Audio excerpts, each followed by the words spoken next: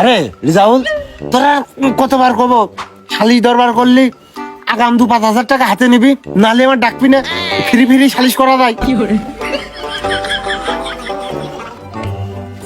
ও doctor, তুমি chamber পড়ে খুলে নে, তুমি একমাত্র আমার সাক্ষী।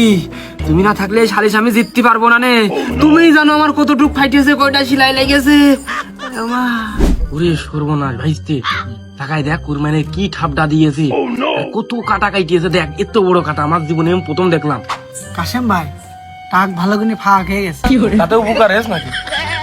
এই তুই যেন খবরদার দেখিস নি, তোর এমনি হাড্ডুর বার কোনো বেহুশ মহুশ হয়ে যাবি নি, ওই টাকা। মুসলমানের সময় তাই তো অজ্ঞান হলাম না।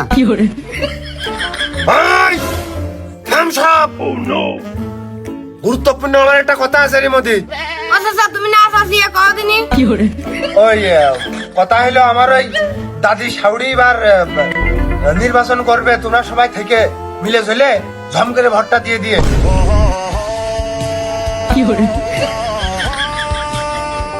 সে আবার কোয়া লাগে, সে প্রার্থী এমনি ভালো না, আর তুমি যেদিকে আমরা সেদিকটা আবার কি না চাচা, এর আগেও তো আমি স্বয়ং 2 বার নিজে হাতে তার ভোট করে দিলাম না। এবার সে প্রথম নির্বাচন করবে, অর্থাৎ এবার তার প্রথম ভোট। না আমি 2 বার ভোট দিস না, 2 বার আমি তার মনে করে ভোট দিয়েছি।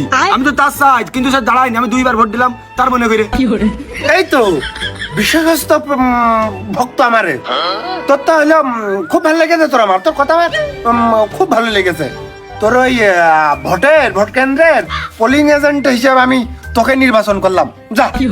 ও থাকলে আর আমি ওই যে ওর পাশাপাশি ওই ভোটার স্লিপ টিলে ভোটারের সিরিয়াল কত কি ও ক্যালটিমেটে আমি দিবান লিখেছি, অনেক সমস্যা নেই। ভালো ভালো তা মুখ সেই বিরাজ করার মতো সে মুখ চালানোর মতো চালিয়ে গেলাম, সে উদ্যইটে গেল, এখনো পানি দেওয়ার খোঁজ নেই।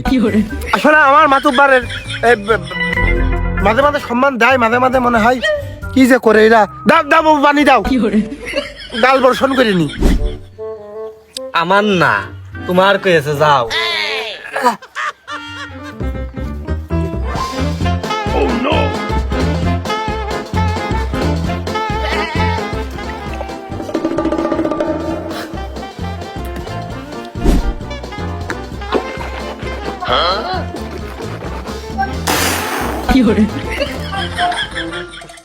খালি পানি?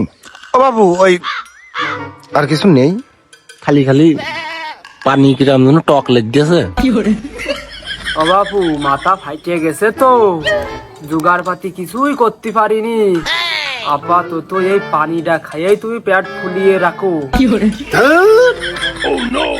মুড়ি আর বাতাসা দিলেও তো পারো।